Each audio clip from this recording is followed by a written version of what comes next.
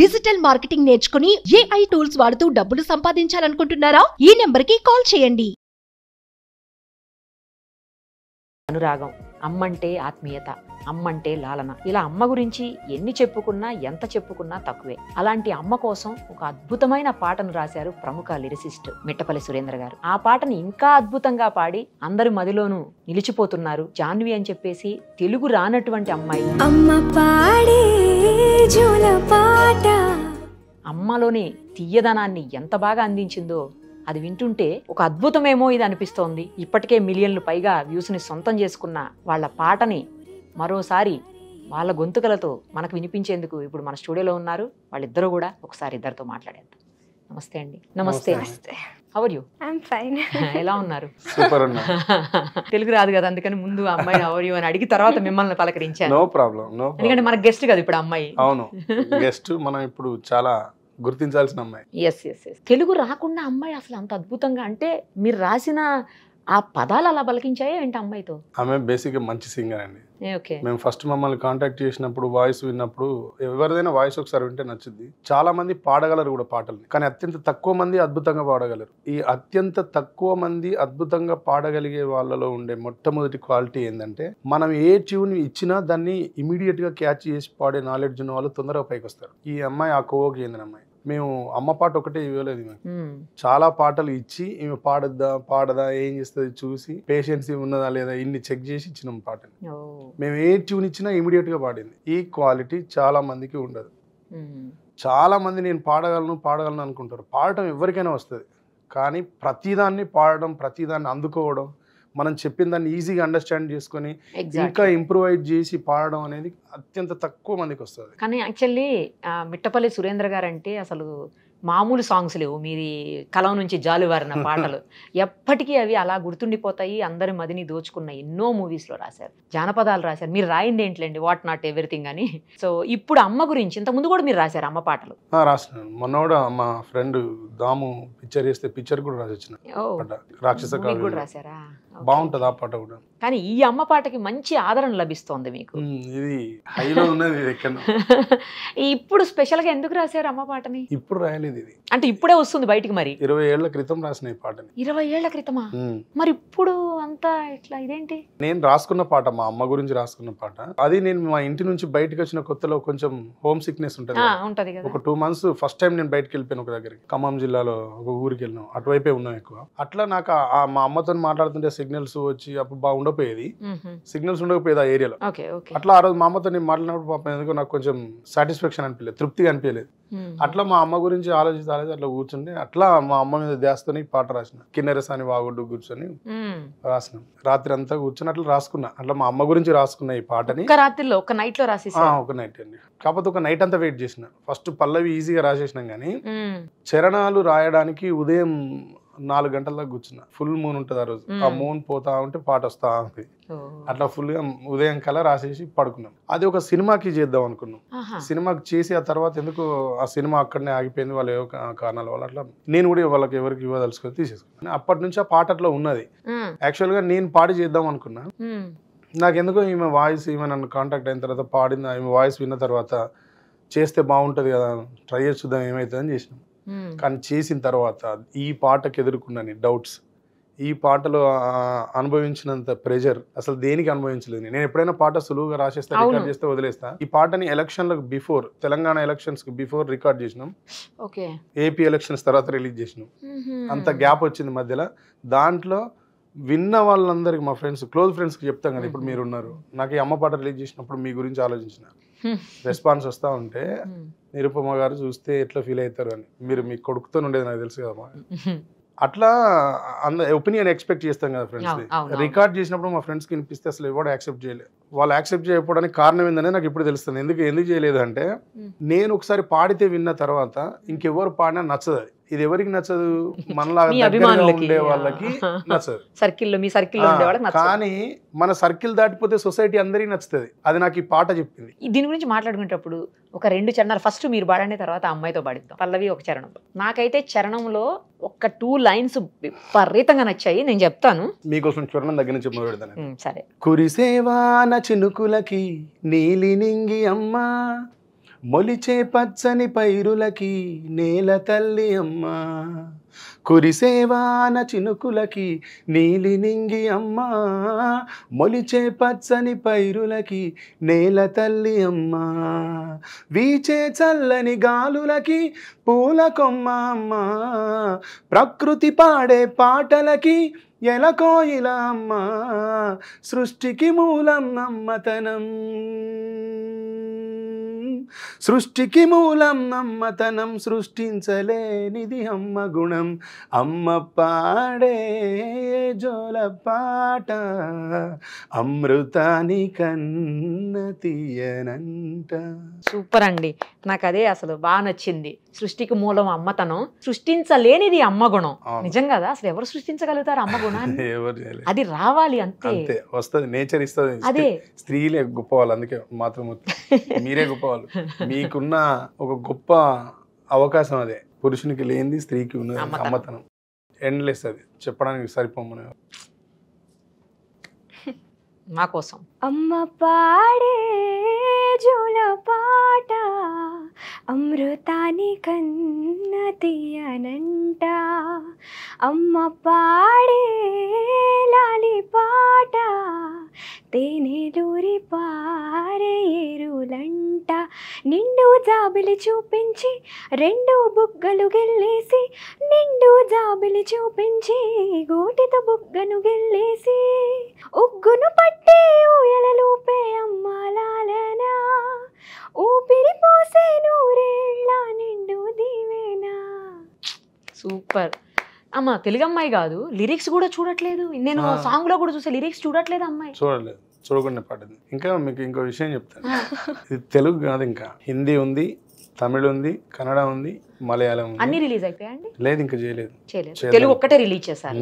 తెలుగు ఒకటే రిలీజ్ చేసిన. ఇప్పుడు హిందీ అమ్మాయి పాడుతుందా? అన్ని పాడేసింది, అయిపోయింది. ఒక మలయాళం బ్యాలెన్స్ ఉంది, పాడుతుంది. నెక్స్ట్ జూన్ 7th అట్లా పాడుతుంది. ఇప్పుడు మాట హిందీ వదిలేస్తున్నాం. शहद लगे मीठा मीठा माँ मेरी लोरी जो गाने लगे, लगे कुरहान कभी गीता माँ मेरी लोरी जो गाने लगे, चंदा मामा से मेरी बातें वो कराती है, चांदी की कटोरी में खीर वो खिलाती है, प्यार से मुझको सीने से लगाती मेरी माँ, जियो हजारों साल दुआएं देती मेरी माँ, शहद लगे मीठा मीठा. మనం తెలుగులో విన్నాం కదా, అర్థమైపోతుంది అందుకని క్లియర్ గా. సూపర్. అసలు వేరే ఏ లాంగ్వేజ్ లో పాడగలుగుతుందా? ఇంకా పాడుతుంది. తమిళ్ గానీ కన్నడ గానీ పాడే ముందు సారీ చెప్పాలి అందరికి. మన లాంగ్వేజ్ కాదు, మనం తప్పులు పాడితే వాళ్ళు ప్రొనౌన్సియేషన్ భాషా ప్రియులు చంపేస్తారు మనం కనిపిస్తే రేపు. క్షమించండి, క్షమించండి. నాకు ఈ లాంగ్వేజెస్ తెలుగు కొంచెం కొంచెం వస్తుందా? కొంచెం కొంచెం అర్థమైతది, మాట్లాడరాదు, మాట్లాడలేను. బాగుంది తెలుగు, మేము హిందీ మాట్లాడినట్టుంది. అవును కదా? అవును. అమ్మ పాడుం താലാട്ട് അമൃതത്തെ വിടവും മിനിക്കിരതേ, അമ്മ പാടും മരിരാരോ തേൻ സിന്ധും നദിയായി പായ്കിരതേ, വെള്ളി നിലവിനെ കാട്ടെത്താൻ നഗത്താൽ കണത്തൈ കിള്ളിത്താൻ, വെള്ളി നിലവിനെ കാട്ടെത്താൻ നഗത്താൽ കണത്തൈ കിള്ളിത്താൻ, ഊട്ടി വിട്ടി ഉഞ്ചലാട്ടും നമ്മാറുതൽ ഉയരൈ കാക്കും നൂറാണ്ട് నల్వాల్తుకల్. సూపర్. మాకు అర్థం కాకపోయినా తెలుగు విన్నాం కాబట్టి అది ఏంటనేది అర్థం అవుతుంది ఫస్ట్ తెలుగు వినేసరికి. ఇంకా ఏ లాంగ్వేజ్ లో పాడారు? కన్నడ. అమ్మ జోగుడా ಹಾಡುವಾಗ ಅಮೃತವೇ ಭೂಮಿಗೆ ಇಳಿದಂತೆ, ಅಮ್ಮ ಲಾಲಿ ಹಾಡುವಾಗ ಜೇನಹನಿ ಸುರಿಸೋ ಮಳೆಯಂತೆ, ತುಂಬು ಹುಣ್ಣಿಮೆ ತೋರುತ್ತಾ ಎರಡು ಕೆಣ್ಣೆಯ ಚಿವುಟುತ್ತಾ, ಚಂದ ಮಾಮನ ತೋರುತ್ತಾ ಕೈ ತುತ್ತನು ತಿನಿಸುತ್ತಾ, ಅಮ್ಮನ ತೂಗೋ ಉಯ್ಯಾಲೆಯಲ್ಲಿ ಜೀವ ತುಂಬಿದೆ, ಅಮ್ಮನು ಹರಿಸೋ ಮನಸ್ಸಿನಲ್ಲಿ ಸ್ವರ್ಗವೇ ಇದೆ. సూపర్ అసలు. ఇద్దరు కలిసి తెలుగు పాడండి ఒక్కసారి. అమ్మ పాడే జోల పాట అమృతాని కన్న తీయనంట, అమ్మ పాడే లాలి పాట తేనెలూరి పారేరులంట, నిండు జాబిలి చూపించి రెండు బుగ్గలు గిల్లేసి, నిండు జాబిలి చూపించి గోటితో బుగ్గను గిల్లేసి, ఉగ్గును పట్టి ఊయలలుపే అమ్మ లాలన, ఊపిరి పోసే నూరేళ్ల నిండు దీవెన, కురిసేవాన చినుకులకి నీలి నింగి అమ్మ, మొలిచే పచ్చని పైరులకి నేల తల్లి అమ్మ, వీచే చల్లని గాలులకి పూల కొమ్మ అమ్మ, ప్రకృతి పాడే పాటలకి ఎలకోయిల అమ్మ, సృష్టికి మూలం అమ్మతనం సృష్టించలేనిది అమ్మ గుణం, అమ్మ పాడే జోల పాట అమృతాని కన్న తీయనంట, నింగిని తాకే మేడలకి పునాది రాయి అమ్మ, అందం పొందిన ప్రతిశిలకి ఉలిగాయం అమ్మ, నింగిని తాకే మేడలకి పునాది రాయి అమ్మ, అందం పొందిన ప్రతిశిలకి ఉలిగాయం అమ్మ, చీకటి చెరిపే వెన్నెలకి జాబిల్లి అమ్మ, లోకం చూపే కన్నులకి కంటి పాప అమ్మ, అమ్మంటే అనురాగ జీవని, అమ్మంటే అనురాగ జీవని, అమ్మ ప్రేమే సంజీవని, అమ్మ పాడే. బాబోయ్, అందం పొందే ప్రతి శిలకి ఉలిగాయని అమ్మ. ఉలి గాయం చేస్తుంది అనుకుంటాం కానీ శిల లోపల శిల్పానికి జన్మనిస్తుంది అని చెప్పి. అందమైన శిలకి రూపాన్ని ఇస్తోంది అమ్మ. ఇలా గూస్ బంప్స్ వస్తున్నాయి అండి కొన్ని వర్డ్స్ మళ్ళీ మళ్ళీ వినాలనిపిస్తున్నాయి. చాలా గ్రేట్ సాంగ్, అసలు చాలా బాగా రాశారండి సురేంద్ర గారు. ప్రతి అమ్మకి ఈ పాట అంకితం, అవునా కదా? నిజంగా వాళ్ళు సొంతం చేసుకున్నారు కూడా. మేము సాంగ్ రిలీజ్ చేసినప్పుడు ఫ్లాప్ అయిపోద్ది అనుకుని ప్రిపేర్ అయ్యి రిలీజ్ చేసినాం. ఎందుకంటే ఫ్లాప్ అవుతుందా? నో నేను యూట్యూబ్ ప్లాట్ఫామ్ మీద లేను కానీ ఇంతకాలం నేను యూట్యూబ్ మీద పాటలు చేయలేదు. పాలిటిక్స్ లో ఉన్నాం, తర్వాత మూవీస్ వస్తే చేసిన ఫ్రెండ్స్ ఇవన్నీ నేను చేయలేదు యూట్యూబ్ లో. దాని వల్ల ఏం చేసిన అంటే సాంగ్ కంపోజింగ్ అంతా అయిపోయిన తర్వాత అందరినీ కనుక్కున్నప్పుడు యూట్యూబ్ స్టార్స్ అంతా ఏం చెప్పారంటే ఈ పాట రీచ్ అవ్వకపోవచ్చు అన్న, మీరు పెద్దగా ఎక్స్పెక్టేషన్స్ ఏం పెట్టుకోవద్దు అని చెప్పింది. అయినా మీరు ఫుల్ టైం దీన్ని కేటాయించుదాం అనుకుని అమ్మ పాటతో వస్తున్నారు ఎందుకన్నా అని కూడా అడిగాను. అట్లా నాకు ఎక్కడ ఉంది అసలు సొసైటీ ఏడ ఉందో నాకు అర్థం కాలేదు. అప్పుడు నేను కన్ఫ్యూజ్ అయినాను. నిజంగా వినర్ ఏమో, కనెక్ట్ అవ్వరేమో పీపుల్, నిజంగానే నష్టపోతామేమో అని అనిపించింది. కానీ ఈ సక్సెస్ అంతా ఒక దగ్గర నుంచి డ్రైవ్ అయింది మేడం, ఒక దగ్గర నుంచి స్టార్ట్ అయింది. మదీన్ ఎస్కే అని మ్యూజిక్ కంపోజర్ ఉంటాడు. యాక్చువల్గా ఈ పాటను నేను కొచ్చిలో చేయించిన. అక్కడ ఒక బ్యాండ్ ఉంటుంది సిస్కో డిస్కో అని, వాళ్ళతో వర్క్ చేయించిన. అక్కడ నుంచి తీసుకొచ్చే ట్రాక్ ఈయనకి వినిపించిన మదీన్ దీనికి ఎట్లా ఉంది ఒకసారి విని చెప్పావు అంటే అతను విని ఏం చేసిందంటే అసలు పాట అంతా బాగుందన్న, వెస్టర్నైజ్ ఉంది.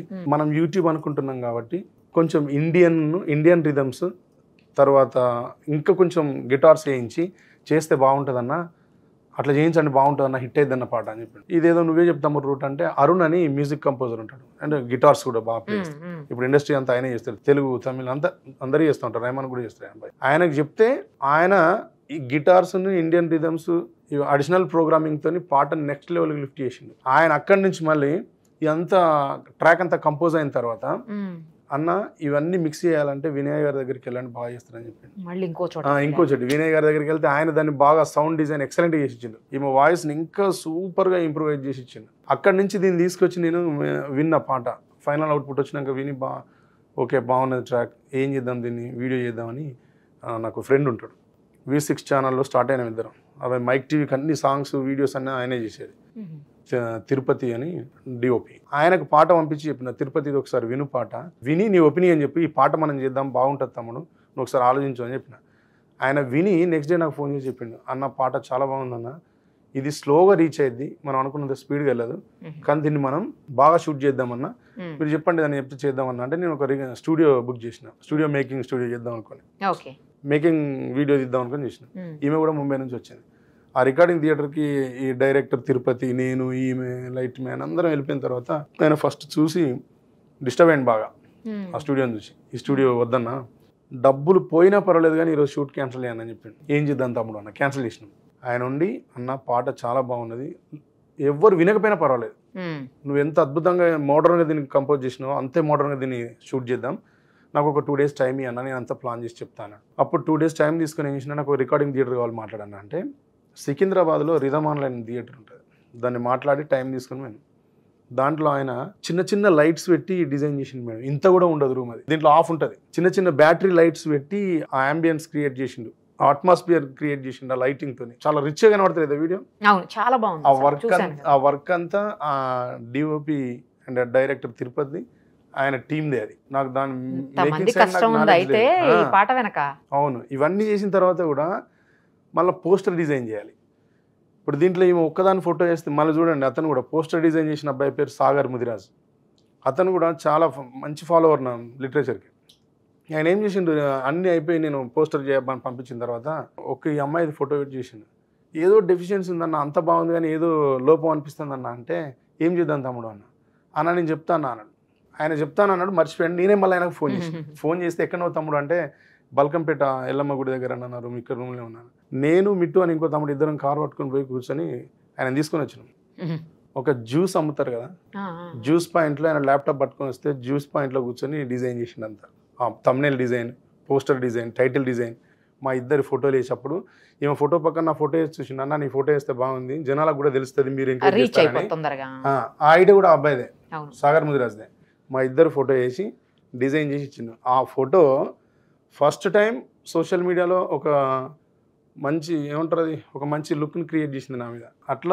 ఇట్లా ఒకరినక ఒకరు అందరు దానికి బాగా తోడైంది మేడం. మేము ఫస్ట్ ఫ్లాప్ అయిపోద్ది అనుకున్నాం, కానీ మాకు తెలియకుండానే ఇంతమంది దాన్ని డిజైన్ చేసి బతికించారు. ఒక్కొక్క హ్యాండ్ ఒక్కొక్క రకంగా చేసి బతికించారు. దాన్ని ఫస్ట్ లిరిక్స్ ఆబ్వియస్లీ అండి.